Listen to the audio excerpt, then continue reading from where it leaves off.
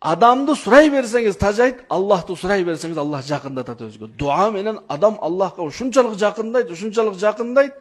Ошого бүт маселелерди бар го, намаздан кийин, тахажжудта, дуада Аллахка айтып алыш керек. Бүт проблемаларды. Не керек, бардыгын айтып алыңыз. Сапарга чыгып атасызбы, бирок ооруп жатабы, үйлөнө албай жатасызбы, үйлөнүп балалуу боло албай жатасызбы. Тим эле заказ бергендей Аллах Таалага детально айтыш керек. Үйлөнө элек балдар бар го, тим эле бүт боюнан бери бүт нерсе, Алла мага кыскасы кереги жок, мен узунга эле үйлөнөм, бою узун. Мисал айтып атам, мисал айтып берип жатам.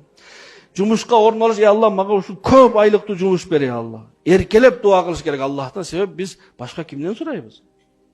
Алла, мен билем, мен күнөм толтура, бирок мен кимден сурайын башка? Атам жок кетип калган бейишке. Же болбосо бар болсо деле атамда анча акчасы жок. Сурасам деле бербейт, бир жолу берет, канан бербейт.